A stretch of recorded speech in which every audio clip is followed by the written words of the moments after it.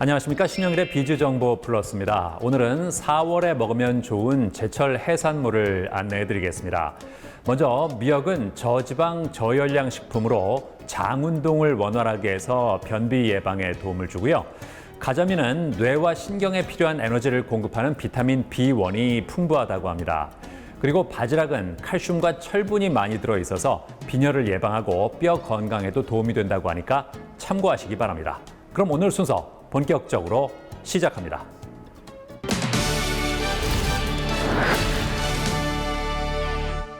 기술의 발달은 의료계에도 많은 변화를 불러오고 있습니다. 진단부터 치료까지 첨단 디지털 의료기기가 쓰이고 있고 교정치과도 예외가 아닌데요. 자, 그래서 이번에는 편하게 검사를 받으면서 치료의 정확도도 높이는 디지털 치아 교정에 대해서 자세히 알아봤습니다. 현대인들의 건강한 삶을 유지하는 데 큰 역할을 하는 기관 중 하나인 치아. 음식물 섭취 시 저작 기능으로 소화를 돕는 것은 물론 정확한 발음으로 언어를 구사하는 데 도움을 주는데요. 하지만 치열이 고르지 못하거나 부정교합이 있을 경우 저장 능력이 저하되고 구강 내 치주 질환을 유발할 수 있어 적절한 치료가 필요하다고 합니다. 이에 많은 사람들이 치아 교정을 고려한다는데요. 치아 교정은 뒤틀린 치아를 바로잡아 가지런하게 만들어 미용적인 효과를 더해줄 수 있는 치료 방법이라고 합니다. 최근에는 이러한 치아 교정이 디지털 기술과 접목되고 있다는데요. 더 빠르고 편안한 치료를 원하는 환자들의 니즈에 따라 내연기관차가 어느 순간 전기차로 대체되듯 치아 교정 분야도 아주 자연스럽게 디지털화되어 가고 있습니다. 진단부터 치료 계획, 교정장치 제작에 있어 디지털 기술의 도입은 진료의 정확성과 환자의 편안함에 도움을 줄 수 있습니다. 과거 치아 보철물을 만들거나 교정 진단을 위해서는 인상제를 이용해 치아에 보낼 때는 번거로운 작업이 필요했는데요. 지금은 디지털 구강 스캐너를 통해 본을 떼지 않아도 환자에게 곧바로 시술이 가능한 보철물을 만들거나 교정 진단을 할 수 있다고 합니다.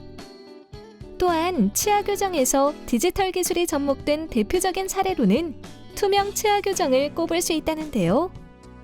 투명 치아 교정은 치아에 브라켓과 와이어를 부착하는 일반적인 방식과 달리 투명 플라스틱 재질의 장치를 환자 스스로 탈부착할 수 있도록 하는 방식이라고 합니다.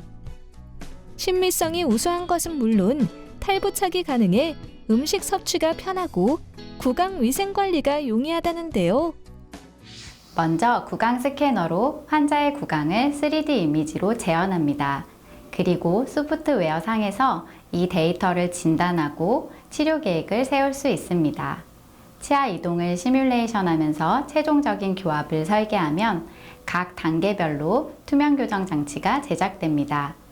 디지털 기술의 발달은 투명 교정의 적용 범위를 넓히고 정확성을 높여주고 있습니다. 한편 치아 교정은 그 하나로도 독립된 분야이지만 원활한 치료를 위해서는 치주과와 보철과 등 각 진료과의 도움과 협진이 필요한 경우가 많다는데요. 치아 교정 전이나 중간에 충치 치료나 잇몸 치료가 필요한 경우가 있습니다. 이를 빠르게 치료하지 않을 경우 교정 치료 진행을 방해하거나 구강 질환을 악화시킬 수 있습니다. 또한 임플란트나 크라운이 필요한 교정 환자는 교정 후 변화된 교합 상태를 고려하여 모양과 치료 시기를 결정해야 합니다. 따라서 치아 교정을 생각하고 있다면 교정과뿐만 아니라 치주과를 비롯한 진료별 전문의가 상주해 있는 병원에서 치료를 받는 것이 좋겠습니다. 보정교합으로 인해 치아 교정을 고려하고 있다면 디지털 장비를 이용해 상태를 진단하고 치료 계획을 세우는 것은 물론 충분한 시술 경험을 갖춘 의료진에게 상담과 치료를 받을 수 있는지 그리고 체계적인 사후 관리가 이루어지는지를 꼼꼼하게 확인해 보길 바랍니다.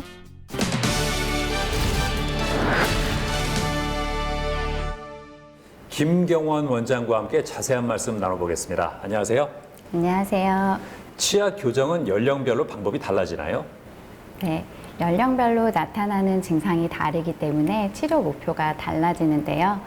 소화교정은 연구치아가 나올 공간이 너무 부족한 경우 악궁을 확장하거나 무턱이나 주걱턱을 교정해서 부정교합을 예방하고 차단합니다. 그리고 청소년 교정은 치아를 재위치시켜서 교합과 배열을 모두 바르게 하는데 이때 예민한 사춘기 시기가 겹친다면 치료뿐 아니라 아이들의 멘토 역할까지 해줄 수 있습니다. 성인 교정 치료는 어떤 목적으로 하게 됩니까? 네, 성인들도 치아 사이 공간을 닦거나 삐뚤삐뚤한 덧니를 가지런하게 교정해서 예뻐질 수 있고요. 최근에는 이전의 교정을 수정하기 위한 재교정 치료 환자들도 많이 늘어났습니다. 그리고 제때에 충치 치료나 이를 해놓지 못한 부작용으로 수직 고경이 상실되거나 주변 치아들이 쓰러지고 정출돼서 새로 치아를 해놓을 공간이 부족한 경우가 많은데 이럴 때 교정 치료로 공간 문제를 해결하면 임플란트, 브릿지, 크라운 치료에 도움을 줄 수 있습니다. 치아 교정을 할 때 어떤 점을 주의하는 게 좋을까요? 네, 교정 기간 동안 장치가 탈락하거나 철사가 찔려서 불편할 수 있는데 이럴 때 수시로 치과에 내원할 수 있도록 가까운 곳에서 치료받는 것이 편리합니다. 또한 치과 치료는 장기 진료로 치료 기간 중에 발생할 수 있는 다른 구강 질환들에 대해 빠르게 대응할 수 있어야 합니다. 따라서 교정뿐 아니라 다른 모든 치과 치료도 가능한 병원에서 교정을 시작하는 것이 좋겠습니다. 교정을 고려하고 있는 분들께 어떤 조언을 해주고 싶으세요? 진료 과정이 점차 디지털화되어 가다 보니 같은 장치나 같은 장비를 갖추고 있는 곳이라면 어디든지 같은 결과를 얻을 수 있다고 생각하기 쉬운데요. 어떤 치료 계획으로 어떻게 치아에 힘을 주고 치아를 이동할지를 결정하는 것은 결국 치료를 담당하는 치과 교정과 전문의 의사입니다. 이 때문에 풍부한 임상 경험을 바탕으로 자기만의 노하우를 갖춘 숙련된 전문의에게 교정 치료를 받는 것이 중요합니다. 네, 오늘 말씀 잘 들었습니다. 감사합니다. 네, 감사합니다.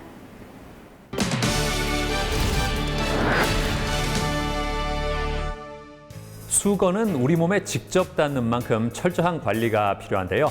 올바른 수건 관리법 알려드리겠습니다.